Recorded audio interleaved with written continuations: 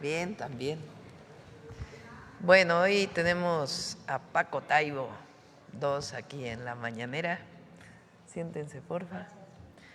Y está también la secretaria de Cultura, Claudia Curiel.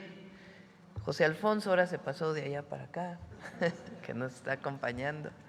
Y, por supuesto, Noemí Juárez, que, como siempre, Mujeres en Historia los jueves. Antes de darle la palabra a Paco, vamos a darle la palabra a Laura Velázquez para que nos dé el resumen de los avances de la atención a emergencias, si les parece. Adelante. Buenos días, Laura.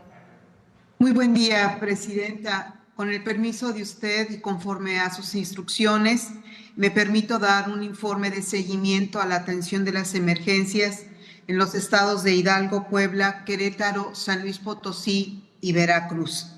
Muy buen día para todos y para todas.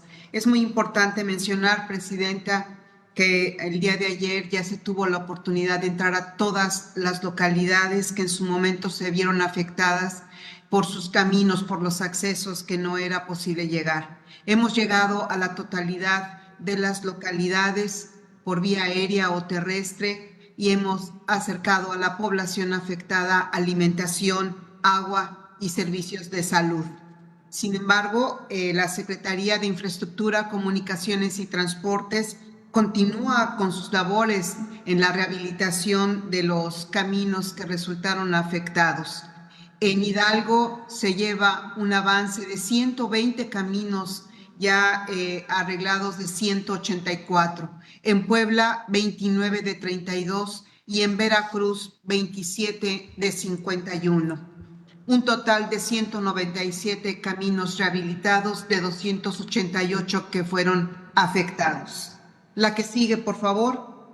Respecto al restablecimiento del servicio de energía eléctrica, hay un total restablecido en los 5 estados del 99.75%. Es cuestión de días el restablecimiento en Hidalgo, que tiene un avance del 99.14%, y en Veracruz del 99.93%. En Puebla, Querétaro y San Luis Potosí está restablecido el servicio en su totalidad. Respecto a la limpieza en las escuelas, Presidenta, también hay un avance. La que sigue, gracias. Se tiene un total de limpieza concluida en 1,161 escuelas de 1,380. El avance es importante. En Hidalgo son 218 de 226, en Puebla 482 de 494 afectadas, en Querétaro 84 de 121, en San Luis Potosí 80 de 105 y en Veracruz 297 de 434 escuelas afectadas. Respecto al censo que ha realizado la Secretaría de Bienestar, se concluyen los siguientes resultados, Presidenta. En el estado de Hidalgo, 28 municipios censados con un total de 12,634 viviendas. En Puebla, 41 municipios censados con 11,513 viviendas censadas. En Querétaro, 8 municipios censados, 2,465 viviendas censadas. En San Luis Potosí, 18 municipios censados con viviendas censadas de 9,985 y en Veracruz 26 municipios censados con el número de 53,300 viviendas censadas. El día de ayer ya dio inicio la entrega de los apoyos de bienestar. En la que sigue, por favor, se ha entregado un total de más de 314,944 despensas en los 5 estados. En Hidalgo, 56,049. En Puebla, 79,068. En Querétaro, 12,700. En San Luis Potosí, 42,450. Y en Veracruz, 124,677. Cabe resaltar que seguirá la entrega de despensas y de agua y de comida caliente en lo que continúa la emergencia. En la que sigue, por favor. Asimismo, con el reporte de la Secretaría de Salud, se han aplicado 252,111 vacunas. En Hidalgo, 46,242. En Puebla, 76,654. En Querétaro, 17,301. San Luis Potosí, 23,678. Y en Veracruz, 88,236.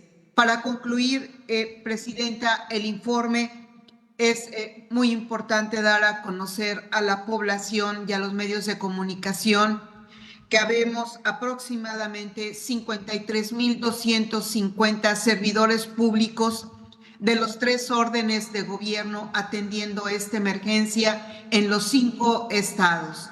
Resalta evidentemente los servidores públicos de los gobiernos de los estados y municipios, de la Secretaría de la Defensa Nacional, de la Secretaría de Marina, Secretaría de Infraestructura, Comunicaciones y Transportes, Secretaría de Bienestar, del sector salud, de la Comisión Nacional del Agua y de la Comisión Federal de Electricidad, así como de la Coordinación Nacional de Protección Civil. Eso sería todo, Presidenta. Quedo a sus órdenes. Muchas gracias, Laura.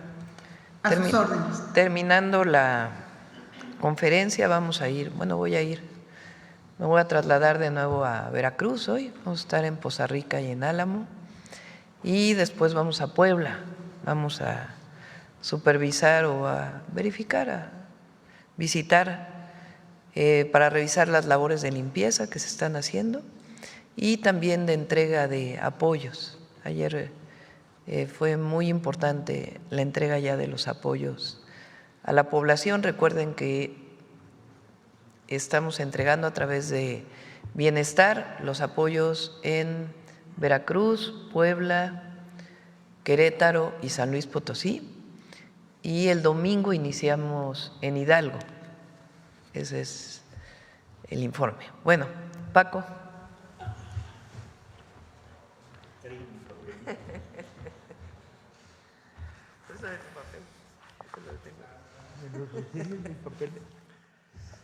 Culminamos un proceso que se vino cocinando durante 2 años y medio para la operación más grande, yo diría a nivel universal, de fomento a la lectura que se ha hecho. Vamos a repartir 2,5 millones de libros regalados a adolescentes en toda América Latina. Para esto hubo que hacer una amplísima labor de cocina y de contactos y de relaciones y de acuerdos con gobiernos, con instituciones gubernamentales del segundo nivel, y nos fue permitiendo trazar un mapa de alianzas. Para que esto pueda producirse tuvimos que obtener un financiamiento múltiple, el cual central fue el que la presidenta organizó desde el apoyo del Instituto para devolverle al pueblo lo robado, que era el primer impulso, pero país por país fueron aportando. El gobierno de Colombia aportó la producción editorial de millares de libros, de decenas de millares de libros. La Casa de las Américas, el fenómeno cubano en condiciones muy terribles, tuvieron que aportar lo que tenían, que era el trabajo de producción editorial.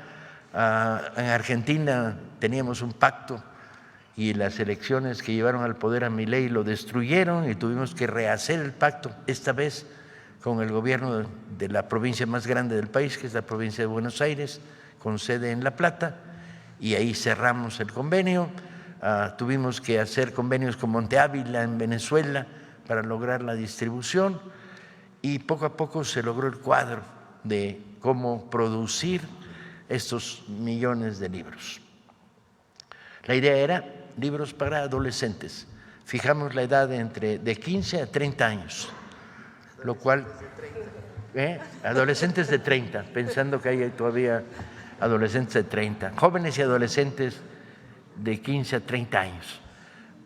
Eso nos va a representar un problema de distribución que al final les contaré cómo vamos a resolver.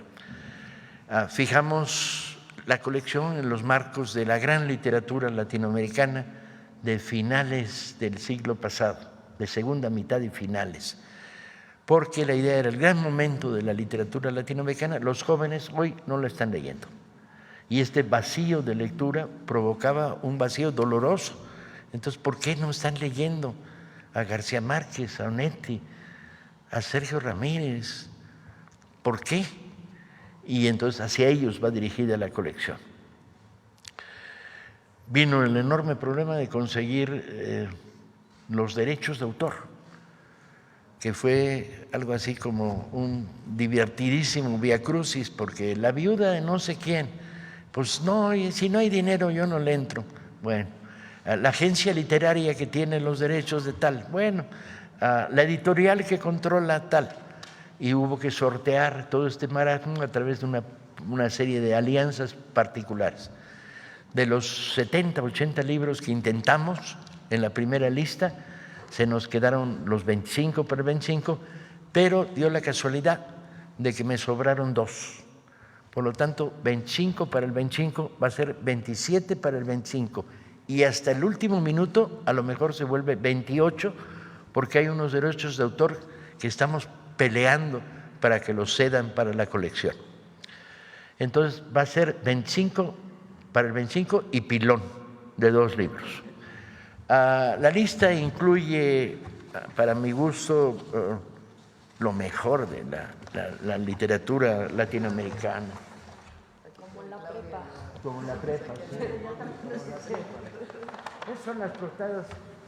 Estas son las portadas de los 18 primeros. Ya están todas, ya están los 27 listos y ya en producción. Ya salieron los 4 primeros en México y los 2 primeros en Colombia y el primero en Argentina, porque estamos produciendo en todos los lados simultáneamente. La distribución. Bueno, aparte de lo que he mencionado, se suman a la distribución Uruguay, Honduras, todas las librerías del Fondo de Cultura en toda América Latina. Tuvimos que sortear los problemas de Perú y Ecuador, donde no veían con agrado que regaláramos libros, y los vamos a regalar desde las sedes de las librerías, alianzas sociales con grupos, proyectos culturales para generar distribución. Al final, cerca de 14 países van a recibir. Tengo que decir que se añadió de una manera muy inteligente la Secretaría de Relaciones Exteriores para que llegaran libros a las comunidades mexicanas a través de todos los consulados en Estados Unidos. Entonces esto se sumó al proyecto. Al final, el día 17 de diciembre, vamos a abrir cajas en todos lados, simultáneamente.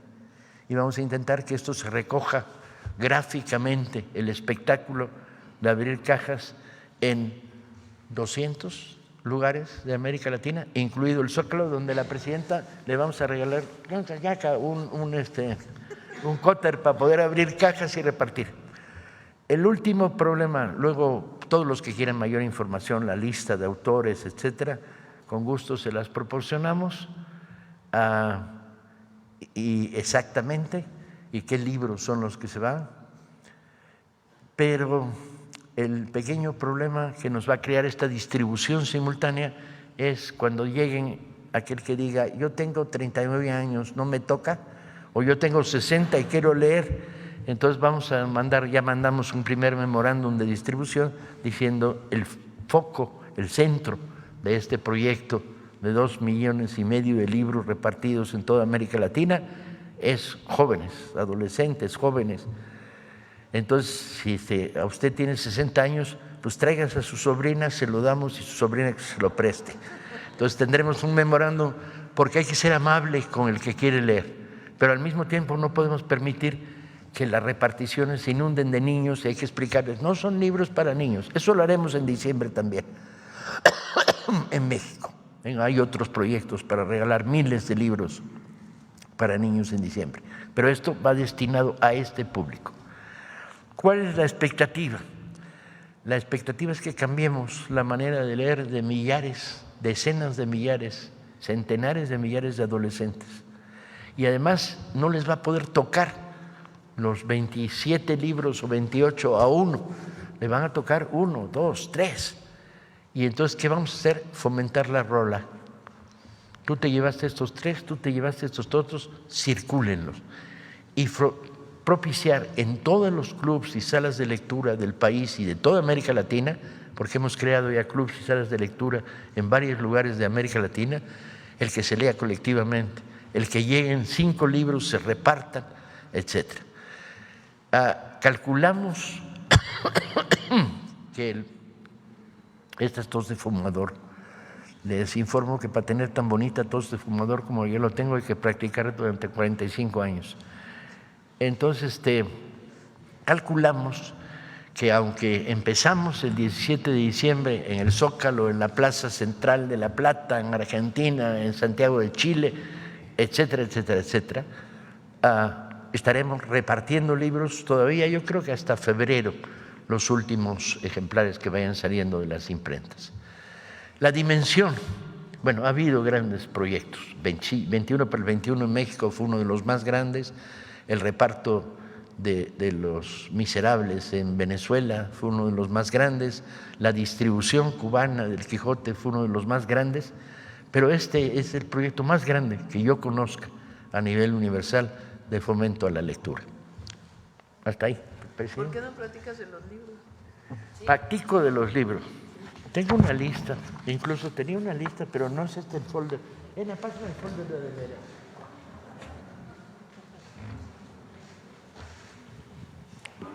Los libros. El folder de veras es ese. Es que este no es. Este es el mero. Y estos son los lentes de leer de cerca.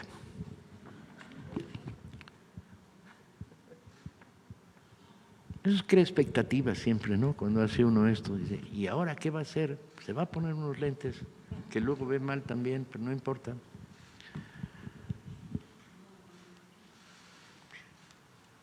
Vamos a tener un texto de García Márquez perdido, que casi nadie debe recordar o conocer, maravilloso, sobre cómo empezó la guerra de Angola, un texto periodístico. Y tenemos que agradecer a la familia de García Márquez que llegara a nosotros. Vamos a tener una antología maravillosa del argentino Juan Gelman, que murió en México. Vamos a tener un libro de la chilena Nona Fernández que se llama Space Invaders, dedicado a jóvenes. Vamos a tener a Manuel Rojas, El vaso de leche. Vamos a tener los poemas de Raúl Zurita, el gran poeta chileno. Vamos a tener la poesía de Piedad Bonet, la mejor poeta colombiana.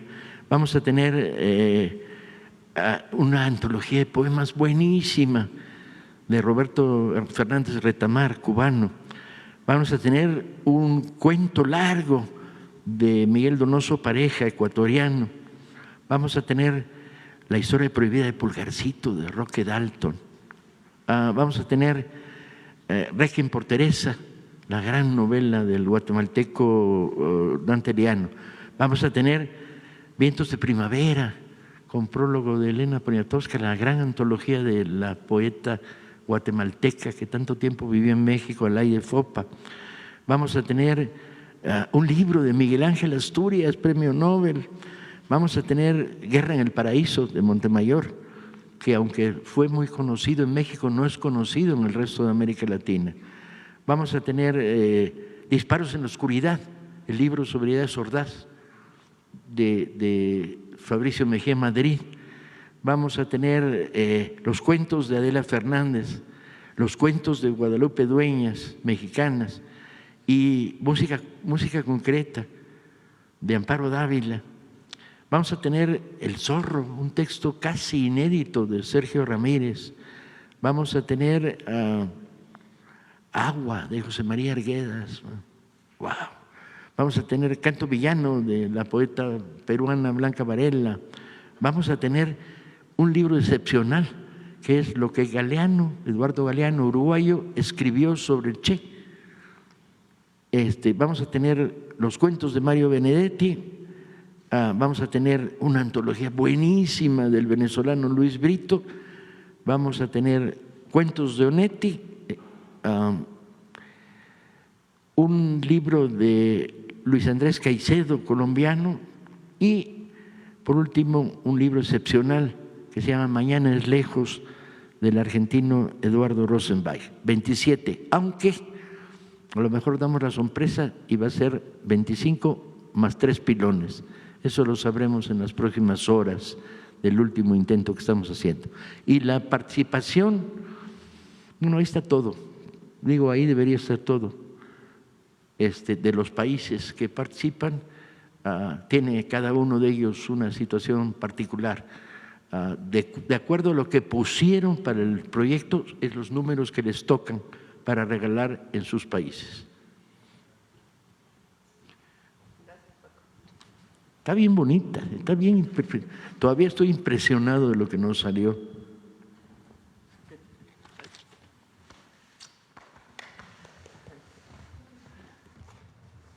Bueno, pues este es el informe. Acá. Te lo regalo.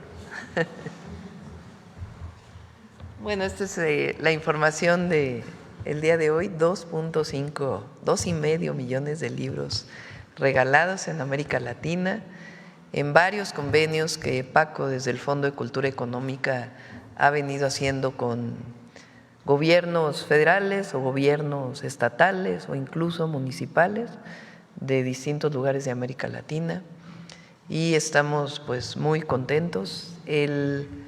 Quedamos 19 de diciembre, ¿verdad? 17 de diciembre, cierto, 17 de diciembre en el Zócalo abrimos las primeras cajas de regalo, de 25 para el 25. Bueno, ahora sí pasamos a las preguntas. Sobre el tema, a ver. Gracias.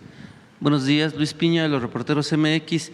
Preguntarle sobre esta cantidad de libros y sobre los acuerdos que mencionó Paco Ignacio, pues también próximamente también en elecciones en Argentina, dependiendo de lo que salga, ¿podría reavivarse ese pacto con el gobierno o se podría acercar usted al próximo gobierno para ver si puede hacerse un pacto general con el gobierno de Argentina? Que conteste Paco.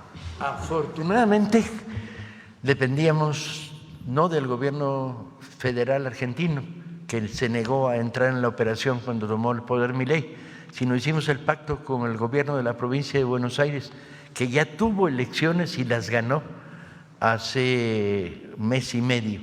Entonces, el resultado de las elecciones del domingo no altera para nada el proyecto ya.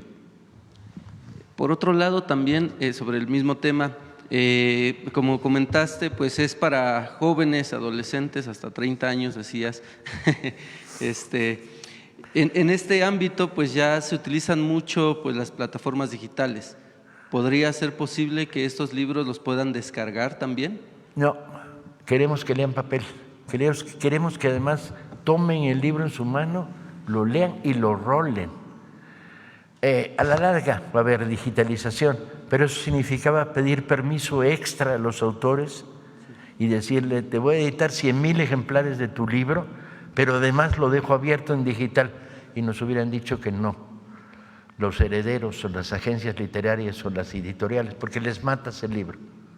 Aquí se lo matas casi, ahí lo matarías de completo.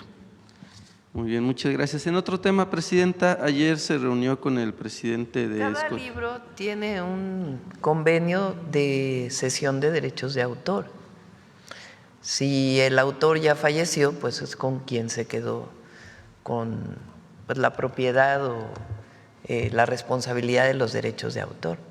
Entonces, un trabajo muy impresionante que ha hecho Paco, porque es el permiso para poder donar, regalar los libros y al mismo tiempo pues todo el trabajo de convenios con muchísimos gobiernos pues que permita este esfuerzo extraordinario que al mismo tiempo en muchas ciudades de América Latina estemos regalando libros a partir del 17 de diciembre.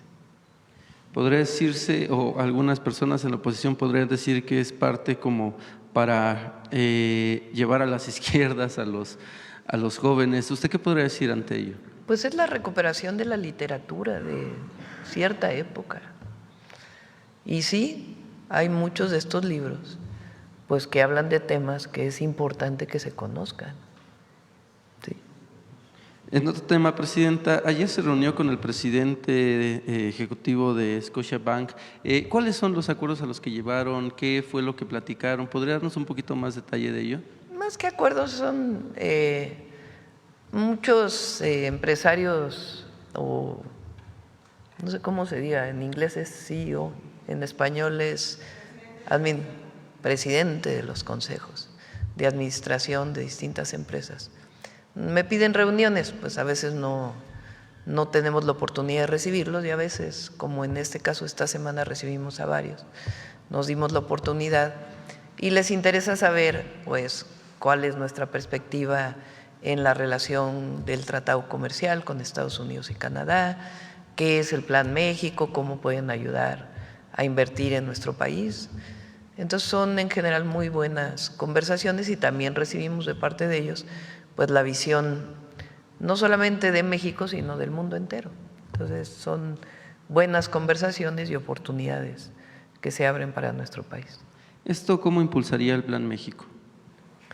Bueno, en el caso de la banca comercial, pues Scotiabank es una banca canadiense, o principalmente de capital canadiense, y pues obviamente ellos les interesa financiar proyectos privados y públicos.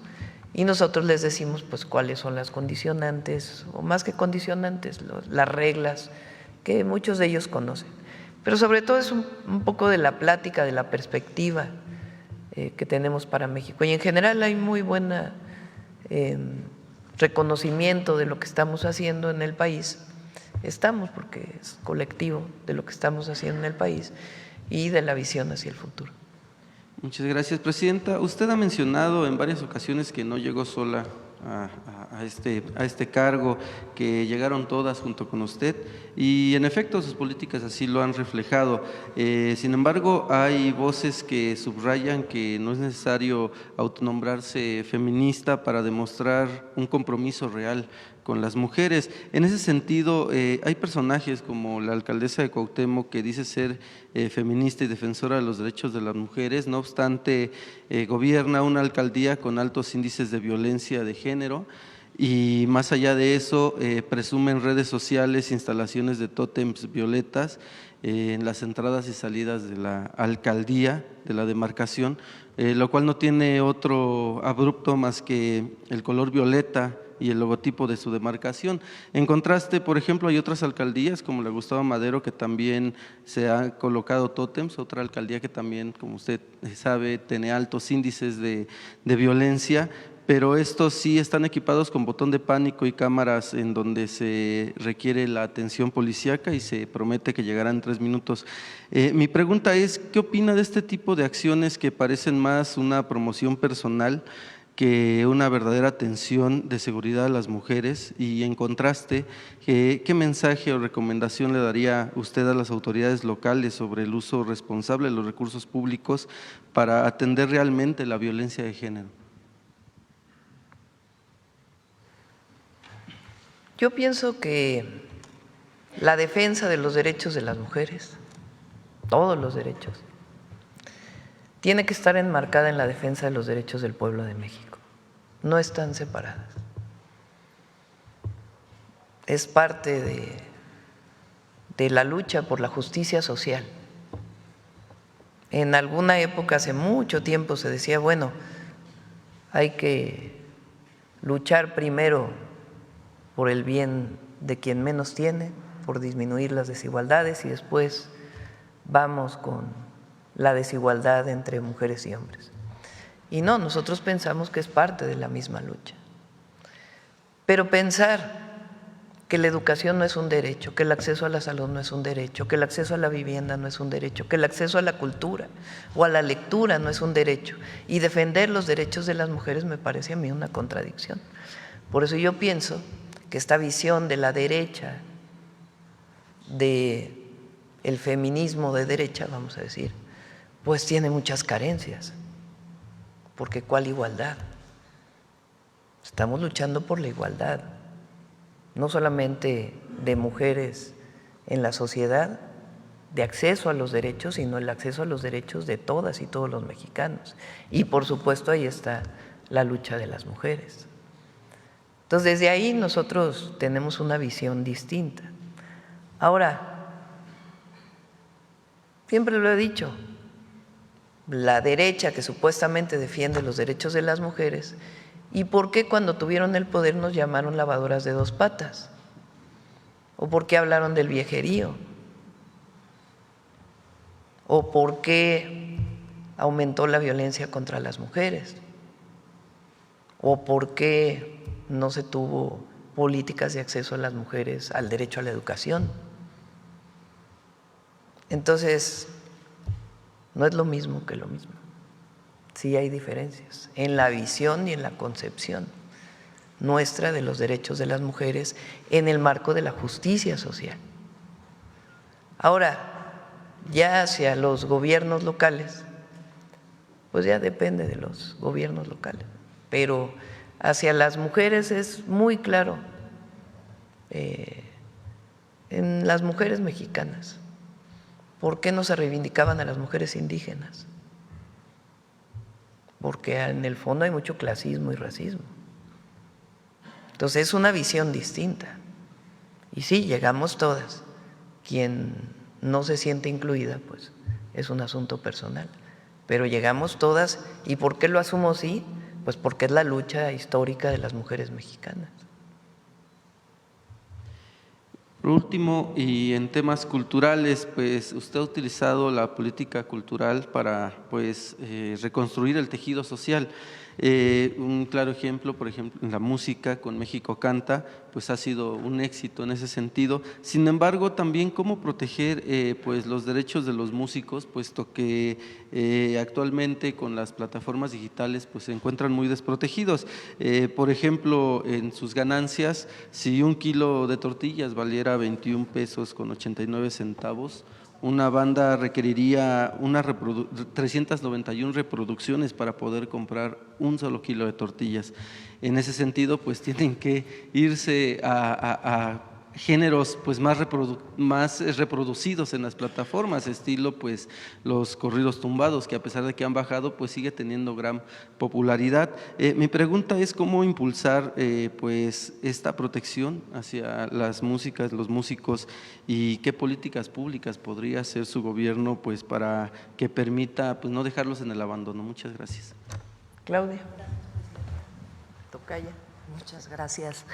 Pues justamente en el marco de México Canta, que se trabajó con toda la industria, los independientes, pues hemos estado trabajando mucho de manera simultánea justamente en el tema que estás tú tocando, que tiene que ver con la compensación de las escuchas en las plataformas, que es algo que nunca se ha pagado.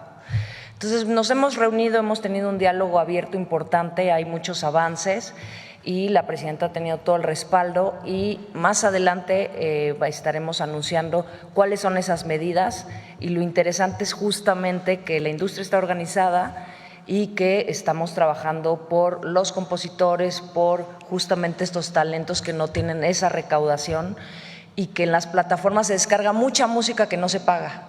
Entonces ese tema es fundamental. Y justamente en el marco de México Canta es uno de los trabajos que estamos haciendo.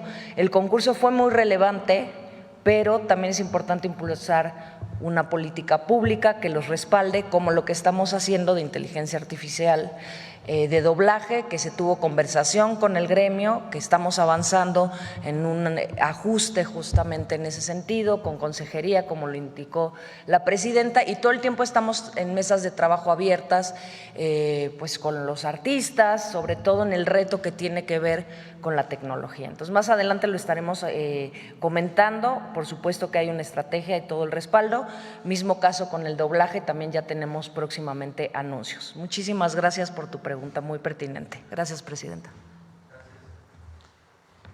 Vamos. A ver, ¿quién más? A ver, Alma, ¿qué me has preguntado hace rato?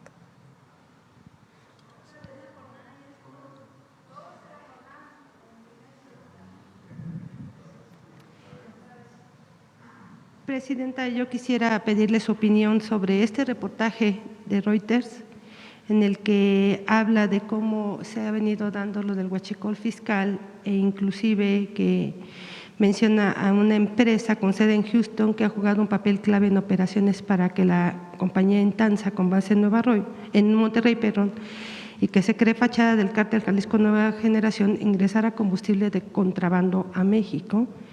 Menciona este reportaje pues empleo de entidades fantasmas, documentación falsa, sobornos y toda una red de componendas en torno a este delito. ¿Podría dar su opinión, por favor? Hay varias carpetas de investigación en la Fiscalía relacionadas con este tema. Algunas ya fueron presentadas al juez para obtener las órdenes de aprehensión, otras tendrá que informar la Fiscalía, pero sí hay empresarios estadounidenses en las carpetas de investigación, porque no se puede explicar que venga combustible de Estados Unidos a México y que entre de manera ilegal, que ya es bastante menos. Eso es muy importante porque a partir pues de la investigación que se hizo, de las detenciones que ha habido y de la vigilancia mayor que se tiene en aduanas, y además eso lo vemos en el incremento de ventas de gasolina directo de Pemex o incluso de las propias empresas que importan de manera legal el combustible, ha disminuido de manera importante, pero sí hay carpetas de investigación. Entonces, repito, no se podría explicar cómo entra de manera o entraba de manera ilegal o entra todavía en menores proporciones combustible ilegal y que no tuviera alguien del otro lado. De hecho, Estados Unidos también lo mencionó y tiene también investigaciones, el propio Departamento de Justicia. Entonces, sí hay carpetas de investigación en la Fiscalía. En particular, este caso, ¿usted lo conocía? El que menciona Reuters, sobre estas empresas coludidas. Hay casos, no sé si esté relacionado este caso con el que ya de las carpetas de investigación que ya están en la Fiscalía. La Fiscalía pues también hace sus propias investigaciones, pero lo cierto es que sí había un vínculo. ¿Usted, Presidenta, sabe cuántos o hasta dónde está llegando la investigación que está llevando a cabo el Ejército en este tipo de… Ya tiene que informarlo la Fiscalía. Bueno, por otro lado, quisiera preguntarle, un tribunal federal revocó la protección otorgada por un juez a TV Azteca para no pagar más de 580 millones de dólares que le debe a tenedores por deuda emitida en Estados Unidos. ¿Cuál es su opinión? Una resolución que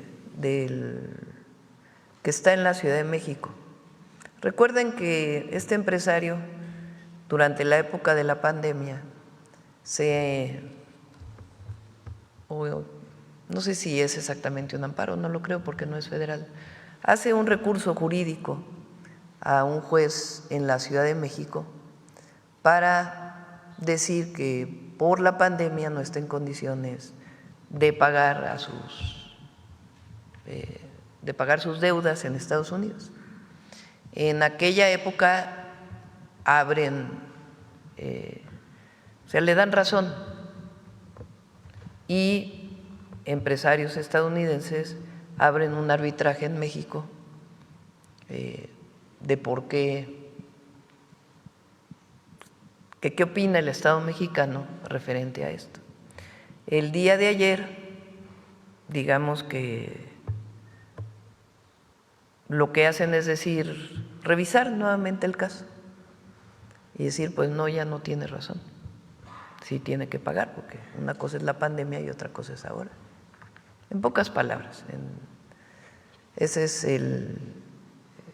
seguro va a sacar al rato un tuit diciendo que no es cierto, pero ese es el informe que nos dieron de lo que está ocurriendo. Todavía tiene otros procedimientos también en los tribunales de la Ciudad de México. ¿Y cree que corran la misma suerte? ¿Perdón? ¿Cree que corran la misma suerte? Pues tienen que resolver en los siguientes días, semanas, sobre este tema. De resolver en sentido contrario, pues entonces ya no se ya no es válido, digamos, la controversia, el arbitraje que… ¿Por qué? Porque ya se resolvió de parte de estos juzgados. ¿Ya tiene fecha para la cita con los acreedores? Estamos esperando a que se resuelva este tema, a ver cómo resuelve el Tribunal de la Ciudad de México para tener esa reunión. Le pedí a la Procuradora Fiscal y al Secretario de Hacienda pues que sean ellos quienes atiendan a quienes nos pidieron esta reunión. Por mi parte, solo preguntarle su opinión también. Bueno, pues hay un nuevo frente en el Pacífico, bombardea a Estados Unidos a 2 supuestas narcolanchas. Finalmente es el Caribe, es Latinoamérica. ¿Usted qué opina de toda esta embestida? Si México tiene también que tomar alguna protección en particular. ¿Qué opina de todo esto, por favor? Bueno, pues obviamente nosotros no estamos de acuerdo. Hay pues leyes internacionales de cómo tiene que operarse frente a una presunto transporte de droga de manera ilegal o armas o en aguas internacionales. Y así lo hemos manifestado al gobierno de Estados Unidos y públicamente. Está bien calificativos como los que se han estado utilizando últimamente entre presidentes, el calificativo que usa el presidente Trump contra el presidente Petro. ¿Usted está de acuerdo en ese tipo de lenguajes? Pues cada quien tenemos nuestras formas de enfrentar, digamos, algún debate internacional, ¿no? O en la relación con Estados Unidos. Nosotros hemos elegido, en primer lugar, la defensa de nuestros mexicanos, de nuestros compatriotas en Estados Unidos, y hemos elegido, defendiendo nuestros principios, nuestra soberanía, un esquema de diálogo franco con el gobierno de los Estados Unidos, buscando un acuerdo. Esa es, digamos, la manera en que nosotros hemos trabajado, sin renunciar nunca a nuestros principios de soberanía, libre determinación y autodeterminación del pueblo de México. Incluso modificamos la Constitución para fortalecer el sentido de soberanía en el artículo 40 de la Constitución frente a cualquier intervencionismo o injerencismo. Pero bueno, pues cada presidente tiene su estilo, ¿verdad? Entonces nosotros hemos establecido ese mecanismo. Presidenta, perdóneme que añada una pregunta más. Últimamente el Congreso pues ha estado en mucha controversia, que si festejan bailes, que si un diputado se va a jugar pádel y así está votando, en fin. Usted ha hablado en otras ocasiones, en otros momentos en cuanto a la oposición, pues que hay que tener sensibilidad. ¿Lo mismo haría en este caso para la Cámara de Diputados? ¿Qué es exactamente? Pues que en este momento de la emergencia y que estamos viendo que en el Congreso, pues, por ejemplo, hay diputados que están jugando mejor, como el diputado Cuauhtémoc Blanco, que se va a jugar pádel y que a través de videocámara, y también pues en la Cámara de Diputados que están haciendo bailes. Lo dije el otro día, que los diputados pongan sus reglas. El otro día me preguntaron si estaba de acuerdo con que siguieran reuniéndose a distancia. Pues que lo defina la Cámara de Diputados, ¿no? ¿Cuál es su manera de trabajar? Gracias. Vamos a ver, la compañera, y luego vamos para acá. Muchas gracias, Presidenta. Yaret Arciniega, de Revista Fortuna. Presidenta, hace unas semanas o unos meses en Revista Fortuna leímos en el proyecto de la Ley de Ingresos que se establecía algunas, si había donaciones por parte del sector editorial, se habría de reducir algunos pagos de impuestos. No sé si esto se salvó en la ley de ingresos, y preguntarle a Paco Ignacio cuáles fueron las características también para seleccionar estos libros que se van a regalar, y por qué no se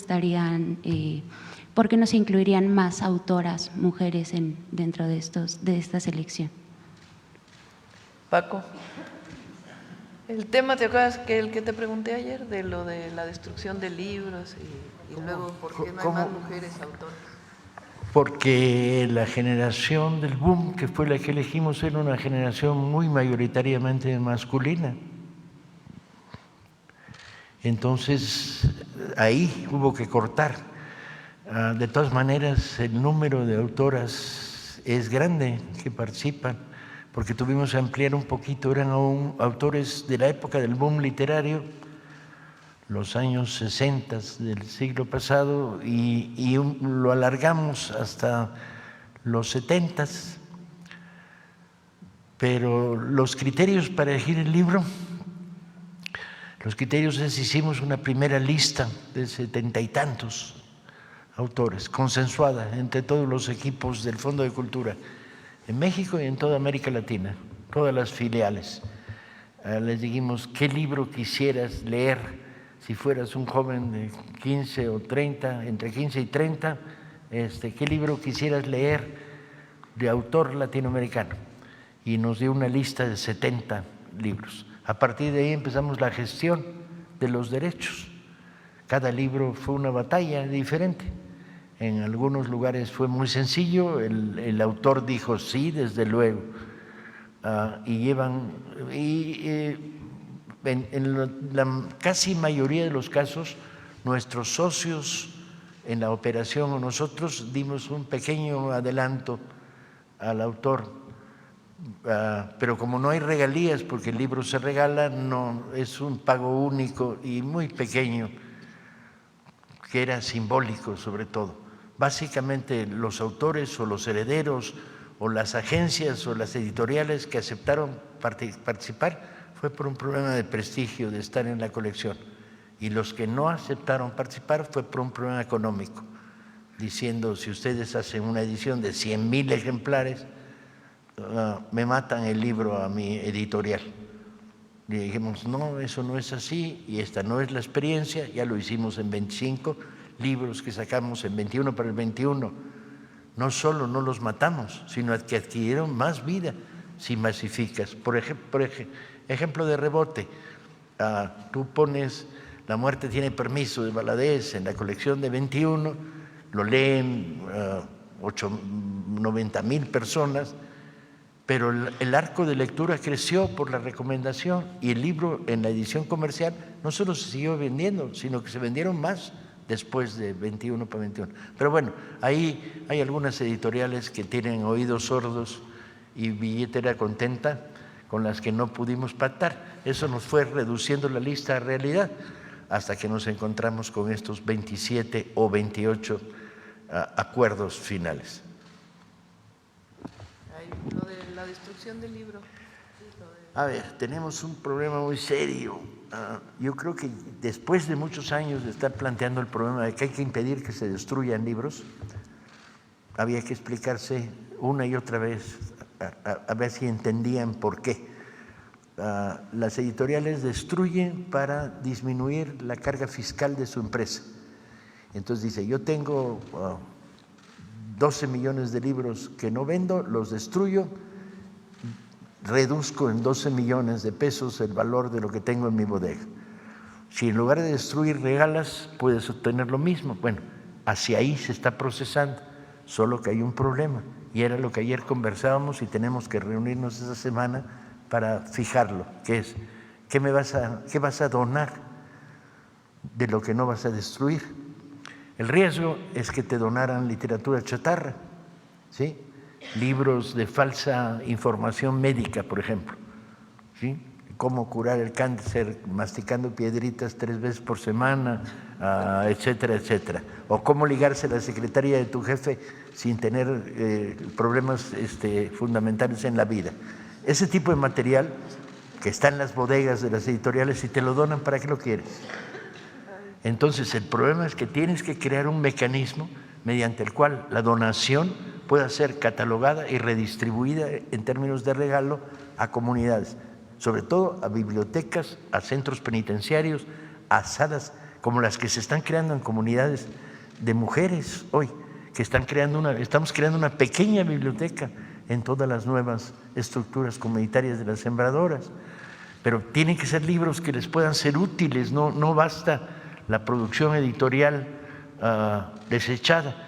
Entonces tenemos que matizar de manera que las empresas puedan donar a privados, a sociedad civil o al propio aparato del Estado, pero hay un criterio de recepción, porque si no lo que nos vamos a encontrar es un salón como este lleno de libros que no sirven, con lo cual las empresas disminuyen sus costos fiscales, sí, qué bien, no los destruyeron, pero ¿y qué hacemos con ellos? Entonces hay que crear un mecanismo de recepción, redistribución y filtro para que al final el tiro no salga por la culata. Lograste que no hubiera destrucción, pero ¿y qué hiciste con los libros que donaron? Como verán, está divertido. Precisamente sobre esto que comentaba de las bibliotecas que se están haciendo para las mujeres y esto que nos comentaba de que el boom es mayormente de los hombres, también hay una gran cantidad de mujeres que estuvieron en el boom, pero que no fueron visibilizadas. Por ejemplo, Elena Garro. Se estaría considerando o se está considerando en estas bibliotecas que se están haciendo para las mujeres tener más autoras como ella, que incluso su obra no está en distribución en una de las bibliotecas que lleva su nombre. Sí. Las bibliotecas que estamos creando comunitarias, sobre todo son bibliotecas comunitarias, son a petición. O sea, son los que se organizan en biblioteca comunitaria los que dicen queremos estos libros y nosotros les decimos en algunos casos sí, en otros no, dependiendo de si tenemos los derechos, si tenemos impresión, si tenemos dinero para regalar a bibliotecas comunitarias. Ya llevamos 5 millones este año de libros regalados, lo cual significa un esfuerzo enorme de organización, catalogación y envío. A veces mandas 25 libros en un paquete a un lugar cuyos registros son carretera Oaxaca-Pochutla, kilómetro 7, en La Brecha, y con un recado que dice, lo recoge Manolito. De ese tipo de proyectos te llevan a las bibliotecas comunitarias, en este caso una biblioteca ejidal. ¿Qué libros les mandas?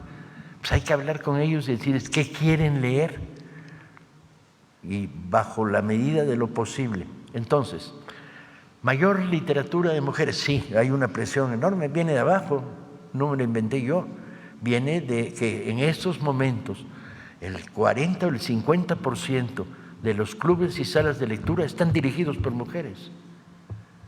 ¿Y qué quieren? Quieren leer literatura de mujeres, en algunos casos también quieren leer otras cosas, afortunadamente. No hay un sesgo sectario, hay amplitud, pero hay una presión enorme para que lleguen libros. También tienes que inventar un poco qué es lo que hay por ahí que tenga calidad, ¿no? Porque si partimos de la cuota, dices, bueno, si un poemario escrito por una mujer horriblemente asqueroso de malo, por el hecho de ser escrito por una mujer, no merece que se lo mandemos a una sala comunitaria en mitad de Guanajuato, porque hay que castigarlos con ese libro de poesía. Muchas gracias. Pero vamos a hacer una colección de mujeres. Muchas gracias, presidenta.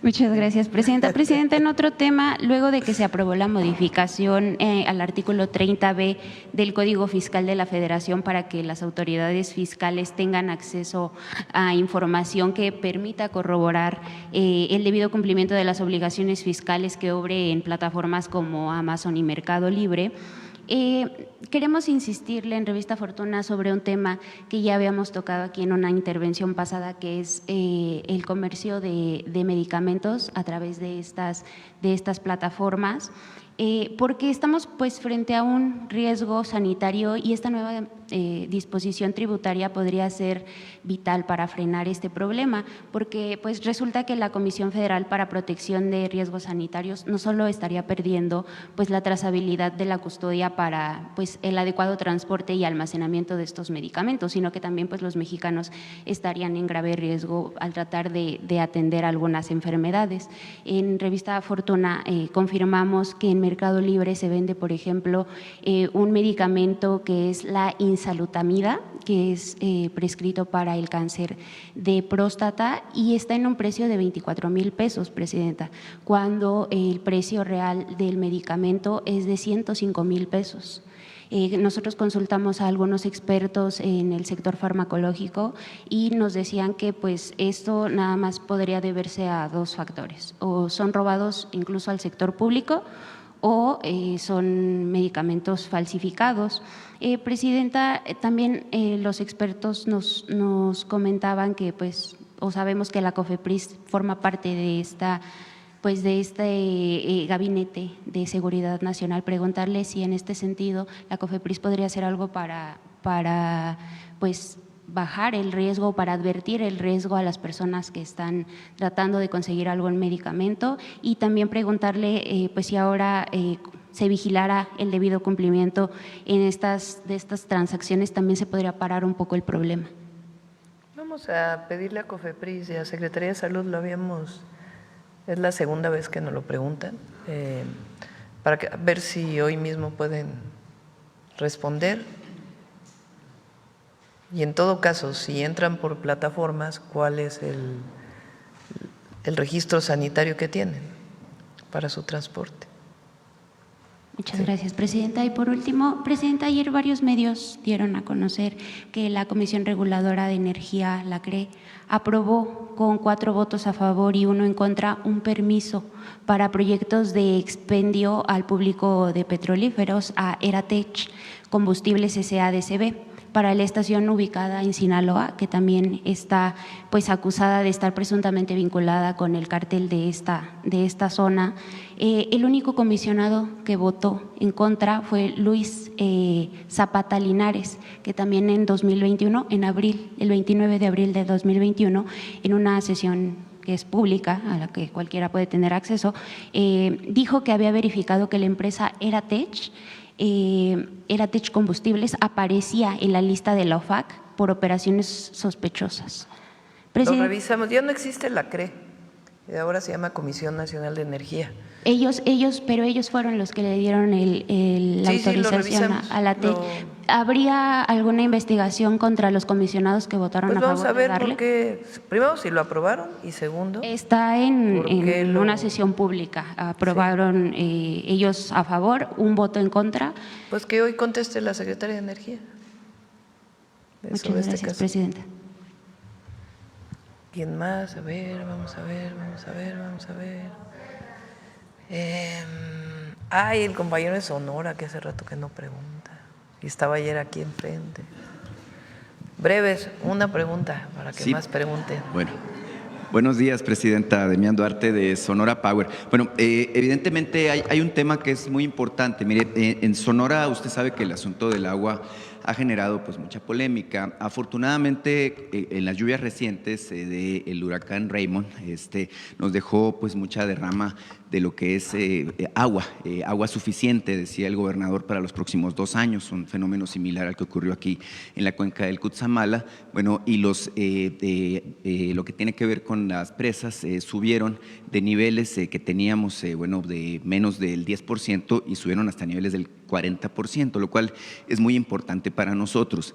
Este contexto llega justamente en medio de una discusión que evidentemente usted ya tomó nota de que hay fuertes presiones políticas, muchas mentiras, muchas verdades a media alrededor del plan hídrico que usted está planteando para atender el problema de la falta de abasto de agua para Hermosillo.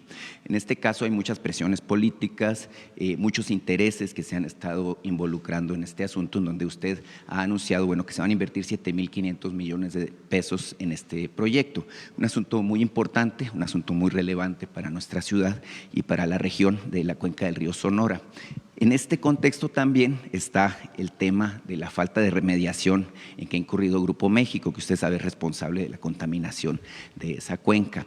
En ese sentido, yo le quiero preguntar, Presidenta, pedirle que por favor nos ofrezca más detalles de lo que usted está planteando, lo que usted está promoviendo para este proyecto hídrico de gran envergadura que se plantea, porque hay mucha confusión. Y cuando hay confusión, lamentablemente, pues las mentiras ocupan los espacios que tienen que ser de debate público, y esto pues ha generado justamente situaciones como las que ya se vieron aquí en la mañanera, de que hay quien dice que usted quiere imponer un proyecto, que es puro cuento lo de la consulta pública y demás. Entonces sería importante que nos dieran muchos más detalles. No sé si pueda convocar a Efraín Morales para que ofrezca los detalles técnicos al respecto y los alcances que tiene este asunto en particular. En Sonora hay dos proyectos. Uno es la tecnificación del riego, principalmente en el sur de Sonora, y el otro proyecto que es una posibilidad es las presas para suministrar agua a Hermosillo. Ha habido en efecto personas que se oponen a la construcción de las presas, que fue lo que planteamos desde Conagua junto con el gobernador, pues que se explicara el proyecto y que se hiciera una consulta pública y que de ahí pues se definiera si sí se hace o no se hace. No hay muchas alternativas para llevar agua a Hermosillo.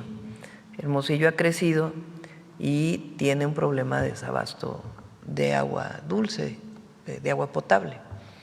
Entonces uno de los proyectos es la presa. Evidentemente el proyecto se haría pues haciendo todos los estudios de impacto ambiental y todo lo que eso significaría. Pero dado que ha habido personas que no están de acuerdo, pues planteamos que se hiciera una consulta. Los detalles de la consulta pues ya le pedimos a Efraín junto con el gobierno del estado que se puedan exponer y cuándo se haría y cómo se haría para que toda la gente lo conozca. Previo a ello pues tiene que haber un proceso de información importante de por qué se está planteando este proyecto. Entonces esos son los dos proyectos. Por otro lado, y producto de la contaminación que hizo Grupo México en el río Sonora hace algunos años, que derivó en un acuerdo con el entonces gobierno de, no sé si fue con Calderón o Peña Nieto, creo que fue con Peña. Se hizo un fideicomiso y a ver si la sobrerepresentación de Sonora me recuerda el año. Se hizo un convenio y se hizo un fideicomiso donde Grupo México tenía que depositar recursos para la limpieza del río y para muchas otras cosas a las que se habían comprometido, entre ellas la construcción de un hospital, un sistema de monitoreo permanente de la calidad del agua del río, el saneamiento de suelo que pudiera haber sido contaminado, además pues de algunas medidas de mitigación adicionales. Antes de que se fuera Peña Nieto, ya en el 2018 cerraron este fideicomiso, incluso devolvieron recursos. Desde entonces pues hay una lucha muy importante de las comunidades de Sonora, pues defendiendo que se pague por los daños que se hicieron y al mismo tiempo pues que se cumpla con aquellos compromisos. Para ello hay una mesa de trabajo en donde está la Secretaría de Gobernación junto con otras áreas del Gobierno de México, en donde está Semarnat, está también Secretaría del Trabajo, Secretaría de Economía y del Gobierno de Sonora, del gobernador de Sonora, para ver con Grupo México pues que se cumplan estas cuestiones que dejaron pendientes y poderle cumplir a la población. Se sigue en esta mesa de trabajo, todavía no hay un acuerdo que se pueda mostrar a la población, no es nada cerrado, no es nada oscuro, sino sencillamente que cumplan con lo que se comprometieron. El hospital, el laboratorio, las pruebas permanentes que tienen que hacerse a la población, en fin, varios temas que están planteados ahí. Lo que nosotros decimos pues es que se cumpla con cada una de los planteamientos que se hicieron en su momento solicitados por la población. Y va bien la mesa de trabajo y ya que tengamos un acuerdo, pues la idea es presentárselo a la población y decir pues van a invertir la empresa tantos cientos de millones de pesos para poder resarcir aquel daño y al mismo tiempo cumplir con el compromiso que hicieron. Son esos tres temas relacionados con el agua. Además, están los planes de justicia y particularmente el plan de justicia con el pueblo yaqui, se hizo un ducto de agua muy importante y ahora se va a entrar al proceso de tecnificación del riego agrícola para que sean mucho más productivas las tierras. Sí, cómo no. Fue en tiempos de Enrique Peña Nieto, en agosto de 2014, cuando se dio este derrame, y de hecho se formó un fideicomiso por 2,000 millones de pesos, de los cuales se regresaron alrededor de 979, si tengo el dato exacto, pero incluso hay una queja de los pobladores del río Sonora al respecto. Mucha gente que ni siquiera vivía ahí recibió dinero de ese fideicomiso. Es inexplicable que se haya regresado, puesto que no se terminó con el trabajo de remediación. En ese sentido, Presidenta, es evidente que, bueno, el rechazo que hay de algunos pobladores de la región es obviamente por esta situación que tiene que ver con una desconfianza que puede haber relativa a que no se completó ese proceso. Entonces, obviamente es muy importante, ¿no?, que se haga el ejercicio del que usted habla de información y que, bueno, eventualmente ya que se diseñe este tema de la consulta, pues obviamente se llegue al punto de saber si realmente la población está en contra o a favor de este proyecto, que entiendo no es solamente una presa, es un sistema, ¿no?, hídrico. Es un sistema, exactamente. Tiene que ver también con el uso eficiente del agua en Hermosillo. Bueno, muchas gracias. Bueno, atendiendo a su petición de una sola pregunta, nada más le quiero hacer un apunte muy rápido. Es que el viernes empieza la Serie Mundial de Béisbol y usted ha sido promotora constante del deporte y de la participación de los mexicanos. Con los Azulejos de Toronto juega un mexicano de Tijuana, Alejandro Kirk. Simplemente, pues yo lo que quiero es poner de manifiesto que los mexicanos, no nada más en el fútbol, sino en muchos deportes, están en el más alto rendimiento, en el más alto nivel. Entonces, desearle suerte ahí al compatriota de Tijuana. Muchas gracias. Muy bien. ¿Del mismo tema? No, vamos mejor porque ya vamos por otro lado. A ver. Sí, la próxima semana va a venir. Él va la próxima semana, por eso estamos esperando, la próxima semana va a Estados Unidos a reunirse con la secretaria de Agricultura del gobierno de los Estados Unidos. Esperamos que pueda regresar con un acuerdo ya de la apertura de la frontera. Entonces, a partir de ahí, pues ya vendría a informar. Entonces, por eso esperamos un poquito. ¿Y en el Grupo México, Presidenta, por qué se ha tardado tanto esta negociación para… Bueno, pues porque nosotros les estamos exigiendo que cumplan con muchas de las cosas que se comprometieron. En el gobierno del presidente López Obrador hubo una demanda. Sí. Entonces, es mucho tiempo desde… Pues sí, pero lo que estamos buscando pues es que cumplan. Entonces nosotros, por eso es el tiempo la idea es que ellos inviertan lo que tienen que invertir con lo que se comprometieron. Entonces, pues esperemos que pronto digan que sí, van a cumplir con un monto significativo que estaría dedicado directamente a lo que ha pedido la población. El hospital, ¿no? El hospital, el laboratorio, las mediciones epidemiológicas que tiene que hacerse, son varios temas que está ahí Secretaría de Medio Ambiente, Salud, etcétera, con agua. ¿El hospital de Ures, por ejemplo, es totalmente una… Sí, hay una parte que está abandonada completamente, exactamente. Por eso, pues la idea es llegar a un acuerdo, porque la demanda pues está, pero queremos llegar a un acuerdo y que se comprometan a cumplir con todo esto. Entonces, pues esperemos que pronto…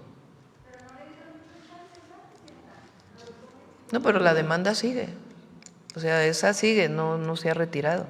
Entonces, el día, pues, la idea es que se pueda llegar a un acuerdo para beneficio de los habitantes de Sonora.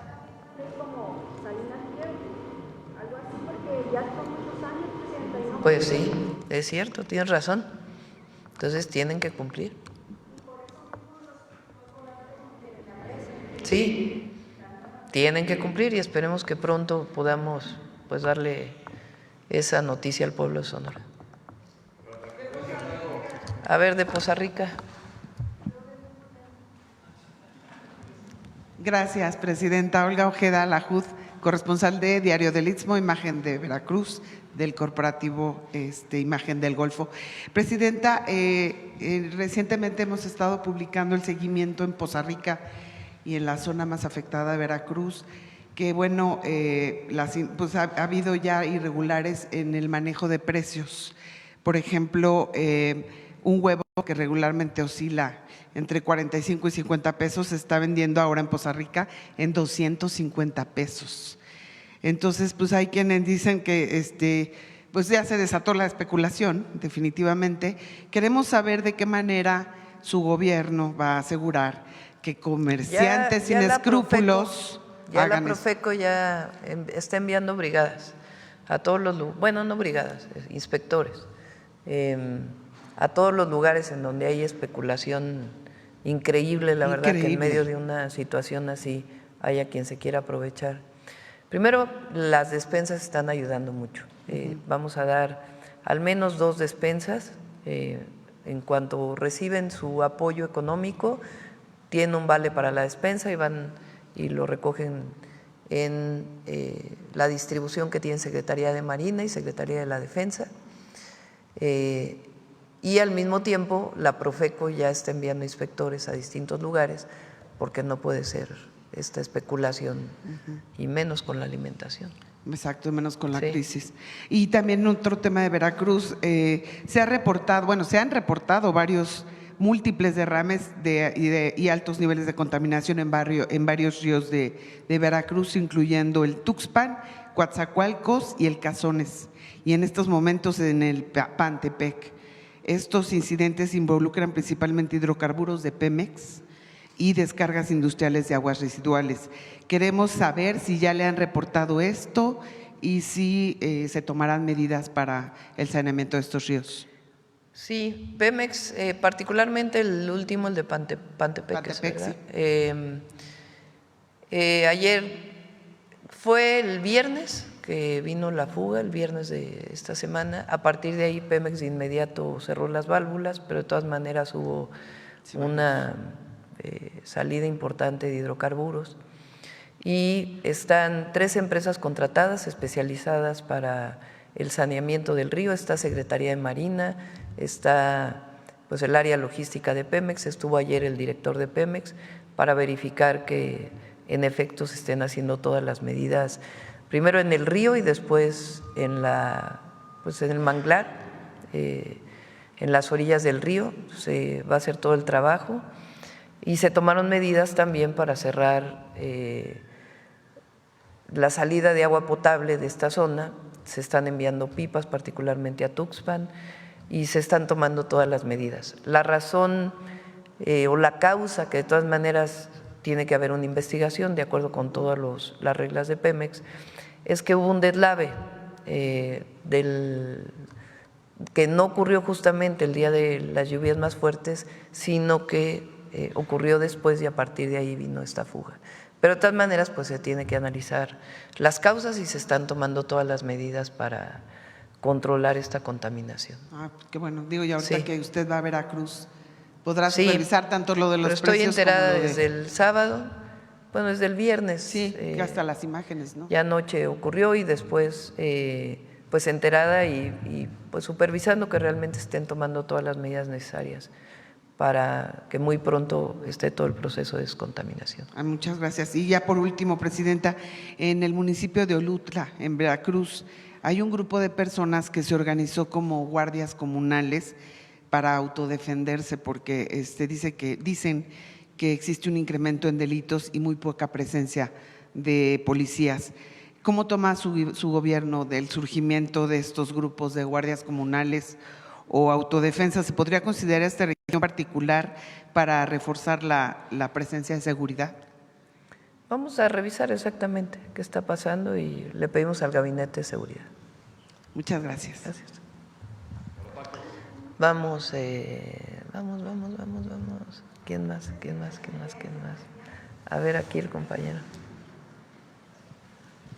Gracias, Presidenta. Muy buenos días a usted y a todos mis compañeros. La primera, Presidenta, tiene que ver con lo que se presentó ahorita por parte de Paco Ignacio.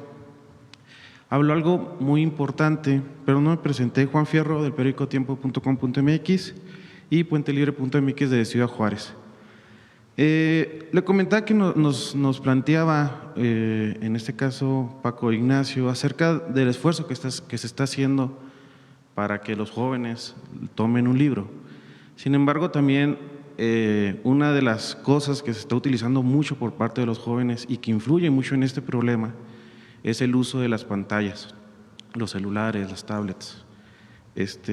Ya se han hecho por parte de algunos países e incluso en algunos estados esfuerzos para prohibir el uso de esta tecnología en las escuelas.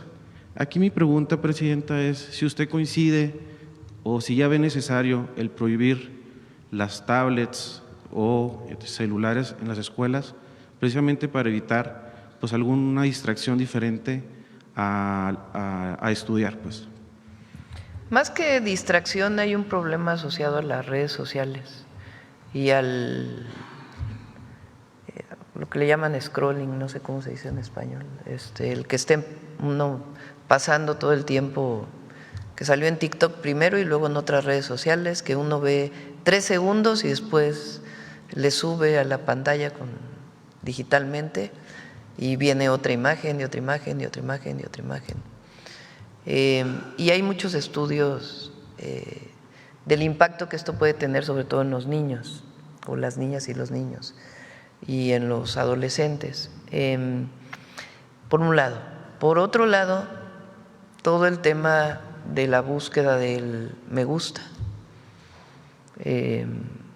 la necesidad de aprobación a través de las redes sociales en competencia con otros usuarios, más muchas otras cosas que tienen que ver con patrones de belleza, con patrones que se han impuesto a lo largo de los años. Entonces tenemos un grupo de trabajo donde está Secretaría de Educación, jóvenes, está la Secretaría de Ciencia, porque incluso relacionado con lo que ocurrió en el CCH Sur, pues tiene que ver con muchos fenómenos que se están dando. No es masivo, es particularmente en las ciudades más grandes, pero sí tenemos un grupo de trabajo para ver pues qué medidas pueden ayudar a evitar. Y una de ellas puede ser limitar el uso de los celulares en las escuelas, que se está revisando, pero otra pues tiene que ver con otras promociones, que es justamente de lo que se trata el 25 para el 25 o de México Canta, que lo que hacen pues es promover la lectura. Paco tiene, ¿cuántos dijiste ayer? 48,000. Ajá. 24,000 clubes de lectura. Yo dije que necesitamos tener muchos más y lo estamos trabajando con Secretaría de Cultura, de acercar nuevamente a la lectura y no a la ansiedad que provoca estar cambiando cada segundo una imagen en la red social, y tener la paciencia y el encantamiento que te provoca leer. Entonces, mucho tiene que ver con la promoción de la lectura, una visión distinta de promoción, no solamente de prohibición. Pero sí es un tema relevante que necesitamos trabajar. Gracias, Presidenta. En otro tema, el día de ayer se reunió también con una importante CEO de una empresa de inteligencia artificial. ¿Qué retos tiene México en este punto? Porque pareciera que mientras otros países ya tienen algunas legislaciones al respecto, aquí todavía no se han, pues vaya, no tiene ese mismo ritmo que la tecnología ya exige, ¿no? Sí. Muy pronto ya vamos a presentar lo que he dicho aquí. Estamos trabajando, está coordinándolo Pepe Merino en esto que llamamos el Laboratorio Nacional de Inteligencia Artificial, que tiene muchas áreas, de cómo aprovechar, promover la investigación relacionada con ello y al mismo tiempo cómo regular para ciertas áreas en donde es indispensable la regulación, como se está haciendo en muchos países del mundo. Entonces ya espero que pronto podamos tener este tema. No es algo sencillo, tiene que ver incluso también con capacitación, acreditaciones, para poder tener pues el desarrollo tecnológico que se requiere en México, pero al mismo tiempo pues regular para ciertos usos. Por ejemplo, lo que platicábamos hace poco, que espero que ya Claudia lo tenga pronto, el doblaje. Hay muchísimos mexicanos y mexicanas que se dedican al doblaje y son buenísimos. Si no regulamos la inteligencia artificial en el doblaje, pues entonces todas estas creatividades que hay en nuestro país pues se van a quedar sin empleo. Entonces necesitamos regular hasta dónde y cómo, y también pues para proteger estos oficios, estas especialidades que se tienen en las actividades culturales. Entonces sí se requieren ciertas regulaciones. Gracias, presidenta. Y por último, en el mes de noviembre se vence el decreto que permite la importación de vehículos usados a través del TEMEC. Este es un decreto diferente al que dejó ya el expresidente Andrés Manuel López Obrador. Aquí en este caso, saber si su gobierno va a refrendar este decreto, presidenta, y si prevé algunos ajustes.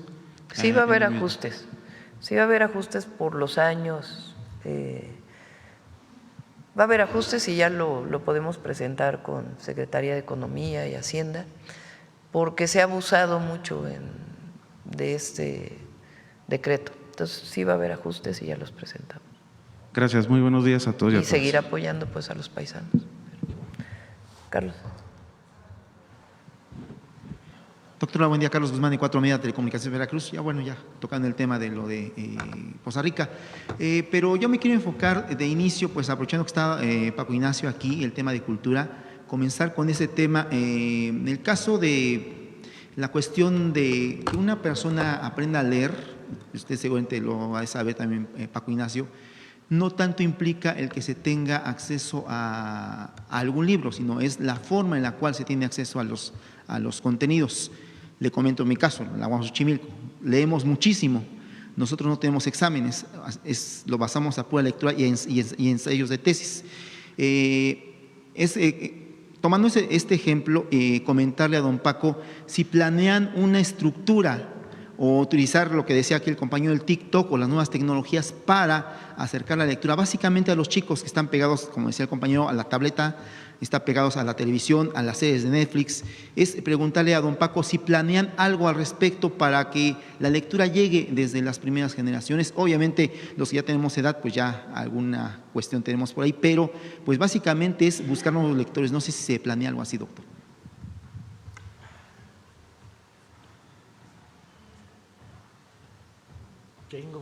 Tengo que confesar que yo hago TikToks habitualmente y que uno de los grandes elementos que estamos generando no es la batalla contra el celular, sino la batalla contra la frivolidad en el celular y usar que a través del celular llegue un cuento, llegue la poesía, o sea, tratar de utilizar los desarrollos tecnológicos y el área de diversión de un adolescente, convertirlos en áreas creativas. Donde más hemos tenido éxito es entre los niños. Hay cientos y miles de clubes de lectura dedicados a infancia, porque la reacción es casi inmediata. Y estamos trabajando en lógicas de colaboración con enseñanza básica, con el INEA, porque el problema es donde encontramos núcleos alfabetizados, el problema es que leen después de haber sido alfabetizados. Y entonces hay que tratar de encontrar materiales. Pero hacia la infancia el fenómeno es enorme. Y estamos usando todos los elementos habituales de la parafernalia que un adolescente usa en su tiempo libre para divertirse. ¿Qué tanto? Porque esa es la gran batalla, es cómo utiliza el tiempo libre y cómo lo utiliza de maneras muy banales y muy blandengues y ausentes de profundidad y superficiales. Y entonces dar el salto a través de la curiosidad para que se acerque a la literatura o a la lectura, te permite hacer retorno. El gran problema de si están dándole un celular durante 20 minutos, si son capaces de identificar un poema de Garcilaso y jalárselo, o simplemente están informando que acaban de cruzar una calle y en la esquina. La batalla contra la banalidad en el consumo del tiempo libre del adolescente.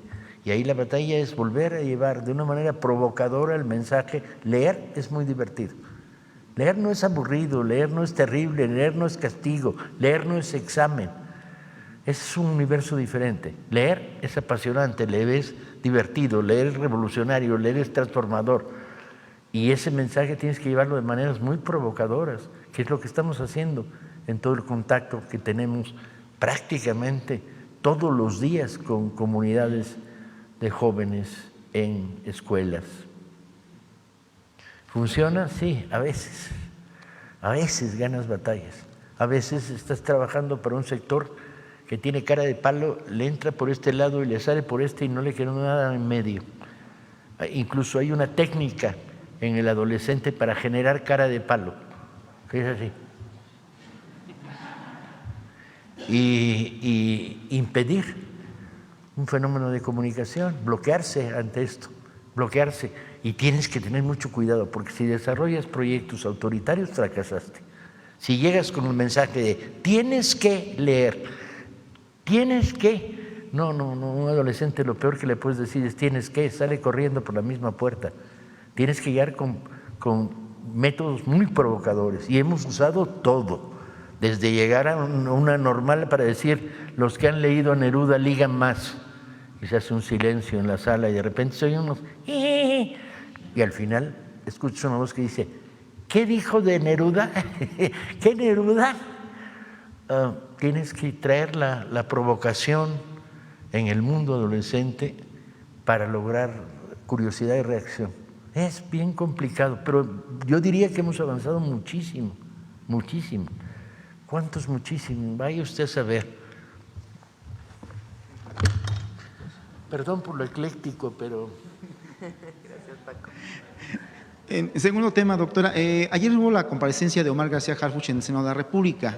Tocó varios temas, entre ellos lo del tema que mencionaba usted de la FGR, que está en la investigación del tema del huachicol fiscal en ambos lados de la frontera, pero algo que nos llamó particularmente la atención fue la respuesta que le dio a lo que es la oposición respecto a la estrategia de seguridad.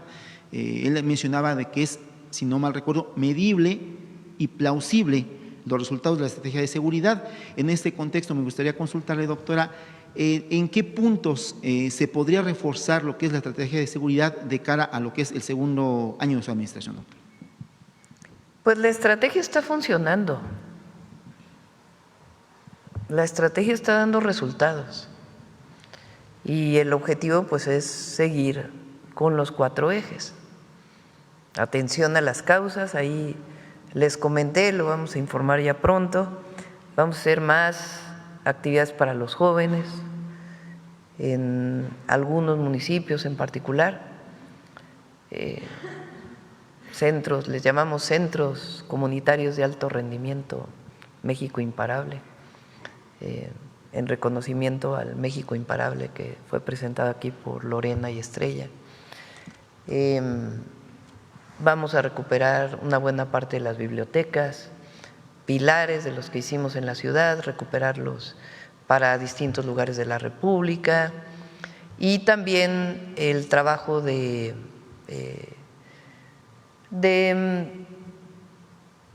salud mental para jóvenes, que es un programa integral, que además de lo que está haciendo la Secretaría de Gobernación y la Subsecretaria de Prevención del Delito, que van a las comunidades, trabajamos casa por casa, que ha sido muy importante, pues va a fortalecer la orientación hacia la cultura y el deporte para muchos jóvenes que lamentablemente piensan que entrar a un grupo delictivo pues es una posibilidad de vida, cuando en realidad, como lo hemos dicho, pues es una visión de muerte, en realidad, porque eso es lo que les espera. Entonces, la atención a las causas se va a fortalecer con este programa para jóvenes, y además lo que ya se hizo viral, que es una preparatoria cerca de la casa. Estamos con Mario recientemente y con Tania, que es la subsecretaria de Educación Media Superior. El próximo año vamos a construir todavía más preparatorias en el esquema de bachillerato nacional que hemos desarrollado. Ya lo van a venir a presentar. Entonces, atención a las causas. Segundo, la Guardia Nacional. Vamos a seguir fortaleciendo y consolidando la Guardia. Tercero, inteligencia y investigación, que es lo que nos ha ayudado también mucho el Sistema Nacional de Inteligencia e Investigación, que como lo he dicho, se trata de fortalecer las carpetas de investigación para las detenciones o la judicialización de presuntos generadores de violencia y también la coordinación. Entonces, esos 4 ejes han dado resultados y vamos a seguir con esos ejes de trabajo, la atención permanente en el Gabinete de Seguridad. A partir de noviembre vamos a ir a hacer los gabinetes de seguridad fuera de la ciudad, también a distintas entidades de la República. Entonces está dando resultados y cuando dice Omar que es medible, bueno, los homicidios dolosos han bajado en 30% en un año y siguen disminuyendo. Nosotros que vemos todos los días los homicidios, después se hace un cierre en el mes por si hubo algún reporte que no fue, o algún homicidio que no fue reportado por alguna fiscalía, se cierra en el mes, pero yo estoy segura que octubre todavía va a ser menor el número de homicidios. Entonces vamos avanzando y atendiendo a la población. Entonces está dando resultados. No tiene nada que ver nuestra estrategia con la guerra contra el narco de Calderón. Ahora que quieren esta nueva, supuestamente el relanzamiento del PRIAN, porque son el PRIAN, aunque digan que no son el PRIAN. La guerra contra el narco no había judicialización de nada, todo eran ejecuciones extrajudiciales. Eso fue la guerra. La guerra quiere decir permiso para matar. Y eso fue lo que impulsó Calderón y eso es lo que nos llevó a años y años y años de incremento en la violencia y fortalecimiento de los grupos delictivos. Entonces, la visión del humanismo mexicano es completamente distinta. Es la atención a las causas y al mismo tiempo el cumplimiento de la ley, la cero impunidad. Y nos está dando resultados y va a dar todavía más resultados. Ya para no colgarnos mucho, 2 temas que le quiero consultar, doctora, no preguntar, consultar. Que nos comente de la gira de este fin de semana, va a ser aquí en el centro del país, pero mucha gente tiene expectativas sobre un tema. El tren México-Toluca, el tren insurgente, que ya funcione. Hay mucha gente que viene de Toluca, de Sinacantepeque, de toda esa parte del Lerma, que hace hasta 2 horas en lo que es en el tráfico en esa parte. Finalmente, ¿se tendrá fecha después del recorrido que haga el fin de semana para que este tren funcione? A eso vamos no es el sábado o el domingo, ¿verdad? El sábado vamos a Hidalgo. Hoy salimos para seguir atendiendo y revisando la emergencia. Vamos a Veracruz, mañana vamos a Hidalgo, el sábado vamos a Chalco, vamos a tener una reunión en el Estado de México del programa de la Zona Oriente y vamos a inaugurar en Chalco la nueva sede de la Universidad Nacional Rosario Castellanos. Recuerden que en los 10 municipios me comprometí a una preparatoria más y una universidad. Entonces vamos a inaugurar la de Chalco en el Estado de México y el domingo vamos en efecto al recorrido de Santa Fe a Observatorio del tren El Insurgente. Y ahí la idea es que se inaugure en diciembre. Sin embargo, nos van a dar toda la información de las pruebas que se tienen que hacer. Ya la obra civil ya está terminada y están en obra algunos finales de la obra electromecánica y luego hay muchos detalles en los trenes que tienen que ver con señalización, con puesta en marcha de los sistemas de control.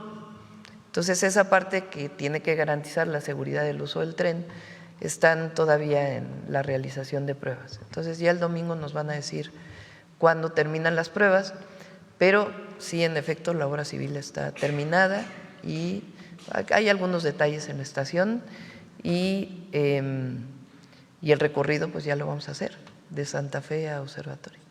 Y ya finalmente, doctora, usted cuando estaba como jefa de gobierno le consultaba mucho el tema sísmico.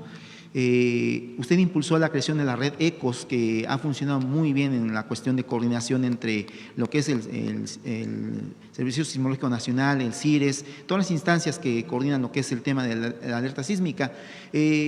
Antier hablaba del tema de la alerta climática, que se va a buscar impulsar a través de esta plataforma que es, bueno, se le conoce como Cell Broadcast, usted la de conocer en el tema del inglés.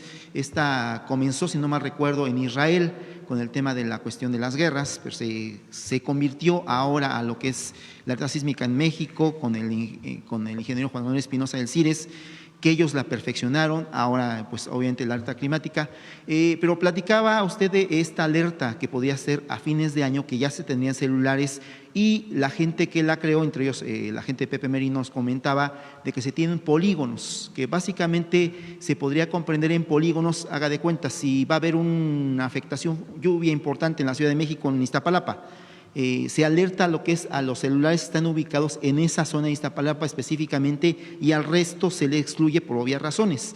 Es que nos hable un poco de esto, si es que le han comentado el desarrollo, cómo serían los polígonos que se van a trabajar, y también a partir de, sería de diciembre, se pondrían en prueba, como se hizo alerta sísmica en 3 etapas, con la famosa alerta presidencial, que así se llama, no es que usted la… Sí, ya le van a cambiar el nombre. Que usted hable, que diga se va a llamar así, no, es un protocolo internacional. Que nos hable un poco de eso, doctora, porque es muy importante este tema para evitar cosas como lo que pasó obviamente en Veracruz, en esa zona de la Huasteca. La alerta por lluvias o por ciclones o por fenómenos meteorológicos tiene muchos retos. El reto tecnológico de avisarte en el celular, una vez que ya se hizo lo del sismo, no es tan complejo. Se podría hacer muy pronto, incluso en noviembre podría empezar a funcionar. Sin embargo, nosotros ya conocemos, pues la meteorología no es una ciencia exacta, son pronósticos, es la probabilidad de lluvia. Entonces es muy importante que el protocolo de qué mensaje mandas y cómo lo mandas esté establecido. Y también cómo mejorar los pronósticos. Entonces el martes tenemos una reunión con un grupo de científicos que nos van a ayudar a eso, porque tú puedes lanzar una alerta de que pues tú tomas medidas en tu vida cotidiana, si te dicen va a llover muy fuerte mañana, se esperan tantos milímetros, y luego no ocurre. Entonces, ¿cómo mandas esta información? La probabilidad de que ocurra una lluvia es decir, el protocolo de lo que dices, cómo lo dices y la probabilidad que tenga de que ocurra, pues también tiene que ver con el mensaje que estás enviando, ¿verdad? En el caso de sismo, pues se envía una vez que ocurrió el sismo, como son las alertas sísmicas que hay en la Ciudad de México. Entonces, ese protocolo de qué va a decir el mensaje y cómo enviarlo, pues también es muy importante, no solamente el envío del mensaje. Entonces, eso es lo que está trabajando CONAGUA, el meteorológico, Rosaura Ruiz está en eso, para poder, y Pepe Merino, para poder establecerlo. Nuestra idea es que esto pueda estar a finales de este año, para que ya puedan empezarse a hacer algunas pruebas. Y en efecto, si así como está establecido por el meteorológico en qué polígono hay la probabilidad de lluvia, pues ahí se estaría informando. ¿Por qué es fácil hacerlo? Pues por las antenas de los teléfonos, que está establecido en ciertos lugares. Entonces, sí lo vamos a hacer, pero queremos hacerlo bien.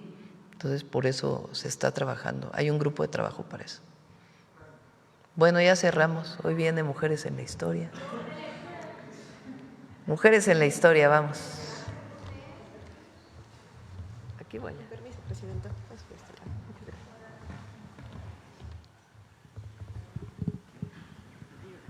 Hay una foto. Tenemos la foto. Muchas gracias. Muy buenos días a todas y a todos. Aquí se encuentra una de las mujeres que ya hemos abordado en una sección anterior, entonces seguramente la pueden reconocer, y es la primera arqueóloga mexicana, también maderista, zacatecana, muy influenciada también en la historia. Hizo un libro sobre cómo estaba creciendo el fascismo. ¿Recuerdan de quién hablamos? Zacatecana, de las primeras arqueólogas mexicanas, fue maderista, trató de recuperar el cuerpo de Madero ante Victoriano Huerta, profesora muy importante, arqueóloga, historiadora. Hablamos de… hacer la tarea. Vamos a hacer… Después de… Eulalia Guzmán. En esta foto tenemos a Eulalia Guzmán y quiero recuperar un fragmento de un texto de Eulalia. Dice: los europeos no habían comprendido el mundo al que llegaron. Cito: no pudieron o no quisieron penetrar con simpatía el íntimo pensar y sentir del hombre, objeto de su conquista, ni menos comprender el sentido de su cultura, en su totalidad y en sus variados aspectos. Interpretaron lo que veían y oían conforme a su propia mentalidad y acomodándolo todo a las propias formas de su cultura y juzgándolo todo a la luz de sus propios ilimitados conceptos, con una tendencia a subestimar cualquier manifestación de cultura y del individuo mismo. Pero hubo una artista, una mujer, que no subestimó y trató de comprender la cosmovisión indígena. Ella fue Rina Lazo y queremos dedicar la sección de hoy porque hoy es su natalicio, 23 de octubre. Conozcámosla. Rina Melamé Lazo Guasem fue una pintora y grabadora guatemalteca que formó parte del muralismo mexicano. Nació el 30 de octubre de 1923 en la ciudad de Guatemala y llegó a México en 1946 con una beca para estudiar en la Escuela Nacional de Pintura, Escultura y Grabado, La Esmeralda. Cuando aún no cumplía 6 meses de estancia en México, Diego Rivera la invitó a colaborar en el mural Sueño de una tarde dominical en la Alameda Central. Rina Lazo comenzó así su trabajo artístico, preparando pigmentos, transfiriendo bocetos, pintando la naturaleza, la vestimenta de los personajes y otros elementos que requerían mucha habilidad. Rina Lazo se adentró en la historia del pueblo mexicano, porque consideró que hay que penetrar en la cultura de un país para pintarlo, para sentirlo, para expresar lo que uno quiere de ese país. A su llegada a México, Rina Lazo conoció también a Arturo García Bustos, alumno de Frida Kahlo. Pronto iniciaron una relación que duraría más de medio siglo, compartiendo anhelos artísticos y políticos. En 1949, Rina pintó Los 4 elementos, su primer mural individual. Ese año, decidió incorporarse al Partido Comunista Mexicano, en el cual militaban otros artistas que, como ella, pensaban que el arte debía tener un contenido social y crítico. Por encargo del Partido Comunista Mexicano, Rina elaboró murales en Temixco, Morelos, y en Atencingo, Puebla. En este último, retrató los abusos sobre campesinos y obreros locales por parte del empresario norteamericano William Oscar Jenkins, quien envió soldados para frenar la conclusión del mural. A principios de la década de los 50, volvió a participar con Rivera en el mural El agua, origen de la vida sobre la tierra, en los mosaicos del Estadio Olímpico Universitario de la UNAM y en el mural del Hospital La Raza, en donde pintó las hierbas medicinales prehispánicas, de acuerdo con el manuscrito de Martín de la Cruz de 1552. En 1953, Rina regresó a Guatemala con su esposo Arturo García Bustos, quien había sido contratado para dar clases de grabado. Al año siguiente, Rina pintó el mural al fresco Tierra Fértil, demostrando la influencia que el muralismo mexicano había tenido en ella. Durante su estadía en Guatemala, Rina frecuentó grupos de escritores, artistas y periodistas comunistas. Ahí conoció a Ernesto Guevara y Nicolás Guillén. Además apoyó a la izquierda guatemalteca. Sin embargo, en 1954, Guatemala sufrió un golpe de Estado auspiciado por la CIA, tras lo que Rina regresó a México. Ayudó a Rivera a pintar el mural de denuncia, La Gloriosa Victoria, en donde fungió como modelo y como asesora sobre la intervención en Guatemala. En 1963, cuando inició la construcción del Museo Nacional de Antropología, Rina concursó y obtuvo el proyecto de replicar las pinturas de Bonampak.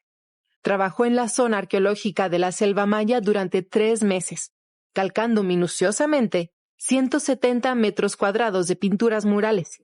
Ahí descubrió también los minerales y plantas que daban los colores originales de la pintura. En 1996, gracias a su conocimiento y sensibilidad hacia la cultura maya, fue invitada por el mismo museo para pintar el mural Venerable Abuelo Maíz, en el que, inspirada en el libro sagrado del pueblo maya Popol Vuh, representó la creación del mundo, pero también elementos sobresalientes de los mayas, como su conocimiento astronómico. Su último mural, Xibalbá, el inframundo de los mayas, fue el primer mural de una mujer en el Palacio de Bellas Artes. Lo concluyó tras casi una década de trabajo y a tan solo unos pocos meses de que falleciera, con 96 años, el 1 de noviembre de 2019. Rina Lazo se consideraba una artista mesoamericana. El ir y venir entre México y Guatemala a lo largo de su vida la ayudó a construir una identidad de raíces comunes, profundamente arraigada en la cultura maya. Fue, sin duda, una artista que conectó el pasado y el presente de un pueblo que ha trascendido naciones.